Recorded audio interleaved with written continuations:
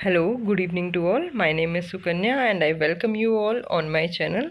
तो गाइज़, आज जो है असेसमेंट फॉर लर्निंग यूनिट 4 से 16 मार्क्स का क्वेश्चन हम करने वाले हैं, जो कि प्रीवियस ईयर में पूछा गया है। और इस बार के क्वेश्चन पेपर्स अगर आपको देखने हैं तो आप देख सकते हैं। मैं हर वीडियो के नीचे अपनी पूरी प्लेलिस्ट का लिंक डाल देती हूँ, तो आप वहाँ जाके क्वेश्चन पेपर्स को चेक कर सकते हैं 2025 गुरुग्राम यूनिवर्सिटी के। तो नॉर्मल प्रोबेबिलिटी कर्व क्या होता है? ये इस टाइप का एक कर्व होता है, जैसे कि मैंने यहाँ बनाया हुआ है। ये एक बेल शेप्ड कर्व होता है, मतलब जो ये कर्व है इसकी आप शेप देखोगे तो बेल के जैसी है। ये क्या शो करता है? Particular distribution of probability over the values of random variable. तो कोई भी रैंडम वेरिएबल होता है, उसके ऊपर जो प्रोबेबिलिटी का डिस्ट्रीब्यूशन होता है उसको ये शो करता है। इसको गॉसियन कर्व भी बोलते हैं और इसको प्रोबेबिलिटी कर्व भी बोलते हैं। तो इस तरीके से ये कर्व बनाया जाता है। आप देखो कि एंड के अंदर ये कर्व जो है ग्राउंड को टच नहीं करता, मतलब इस लाइन को टच नहीं कर रहा, हॉरिजॉन्टल लाइन को। The graph of probability density function of normal distribution, it is a continuous bell shaped curve symmetrical about the mean, that's why called as normal probability curve. तो इसको हम normal probability curve क्यों बोलते हैं? क्योंकि देखो, कोई भी जो हमने ये ग्राफ बनाया हुआ है, इसको अगर आप देखोगे तो ये, अगर आप ग्राफ देखोगे तो इसके अंदर जो ये हमने मीन बनाया हुआ है, मीन के दोनों साइड ये सिमेट्रिकली जा रहा है।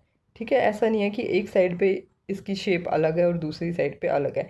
ये भी हम आगे कैरेक्टरिस्टिक्स देखते हैं, उससे हमें समझ आ जाएगा। फर्स्ट कैरेक्टरिस्टिक है नॉर्मल प्रोबेबिलिटी कर्व का कि कर्व इज़ बायलैट्रिकली सिमेट्रिकल। बायलैट्रिकली सिमेट्रिकल का क्या मतलब है?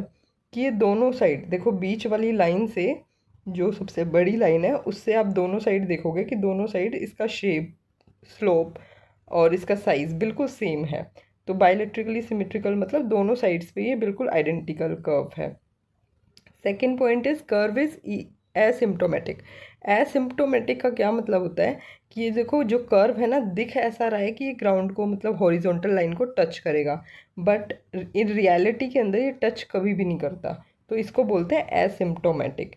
It means extreme ends of the curve they tends to touch the base line but they never touch it. मतलब लगता ऐसा है कि बेस लाइन को टच करेंगे, पर ये कभी भी बेस लाइन को टच करते नहीं है। अब हम थर्ड पॉइंट देखते हैं कि जो मीन, मीडियन एंड मोड है वो एक ही पॉइंट पे फॉल करता है। मतलब जो मिडिल वाला पॉइंट है, सबसे बड़ी जो हमारी लाइन है, जो हमने वर्टिकल लाइन खींची हुई है सबसे बड़ी, वो वहीं पे ही हमारा जो मीन, मीडियन, मोड, तीनों चीज़ें एक ही पॉइंट पे फॉल करती हैं। Then fourth point is the point of inflection occurs at +-1 standard deviation. इसका क्या मतलब है? देखो, दोनों साइड देखो, ये जो +1 स्टैंडर्ड डेविएशन है और +-1 स्टैंडर्ड डेविएशन है, जहाँ से ये जो कर्व है, ये जो मुड़ रहा है, ये किस तरीके से दिखाई देता है कि जैसे हमने जब 10th क्लास में पढ़ा होगा कॉन्वेक्स कॉनकेव मिरर, तो ये कॉन्वेक्स से कॉनकेव की तरह शेप में जा रहा है। ठीक है, इसका मतलब क्या है? Inflection occurs at +-1 standard deviation, thus at this point the curve changes from convex to concave in relation to the horizontal axis. horizontal axis को अगर आप बेस लेके चलोगे ना, तो ये देखो कि कॉन्वेक्स से कॉनकेव मिरर की तरह ये चेंज हो रहा है। Then fifth point is total area जो होता है नॉर्मल प्रोबेबिलिटी कर्व का, उसको हम डिवाइड करते हैं +-1 स्टैंडर्ड डेविएशन में। इसका क्या मतलब है? देखो, जो मीन वाली लाइन है, जो सबसे बड़ी वाली लाइन जो हमने खींची हुई है, उसके राइट हैंड साइड में और उसके लेफ्ट हैंड साइड में जितना भी एरिया आ रहा है वो इक्वल एरिया होता है। मतलब जो पहली वाली लाइन अगर आप देखोगे तो जैसे +10 पे है और -10 पे, तो ये दोनों एरियाज इक्वल हैं इस लाइन के। ठीक है, फिर +20 और -20 पे देखोगे तो भी ये एरियाज इक्वल हैं बीच वाली लाइन से।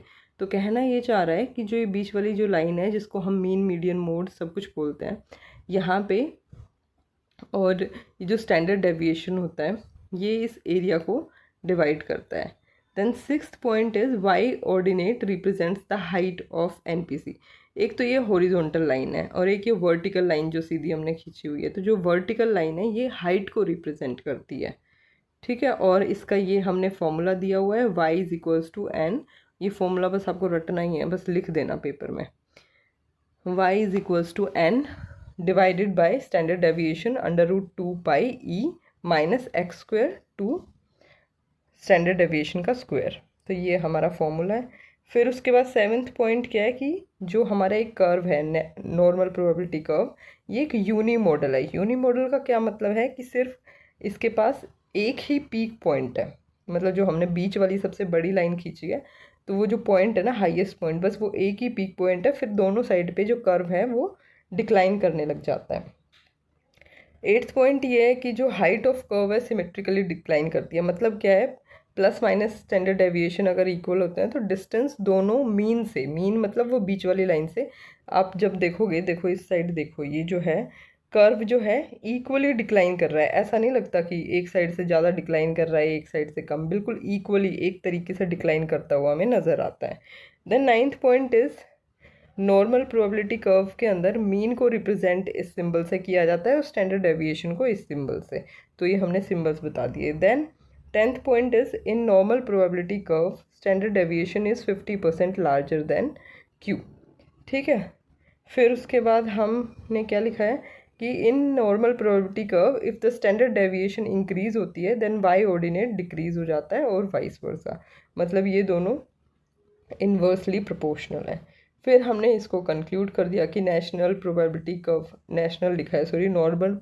कर्व जो है वो एक बहुत ही इम्पोर्टेंट है स्टैटिस्टिक्स में, and it is a distribution of many naturally occurring variables like intelligence of 8th grade, height of 10th grade. मतलब इस कर्व से हम क्या निकाल सकते हैं, इस कर्व से हम किसी बच्चे की इंटेलिजेंस को चेक कर सकते हैं, बच्चों की हाइट को चेक कर सकते हैं। तो स्टैटिस्टिक्स के अंदर इस कर्व का बहुत ही इम्पोर्टेंट रोल है। तो ये हमने नॉर्मल प्रोबेबिलिटी कर्व किया जो कि 8 मार्क्स में, बट मैक्सिमम चांसेस हैं कि ये 16 मार्क्स में ही क्वेश्चन आएगा और प्रीवियस ईयर्स में आया हुआ है, तो आप अपने पेपर में भी एक्सपेक्ट कर सकते हैं।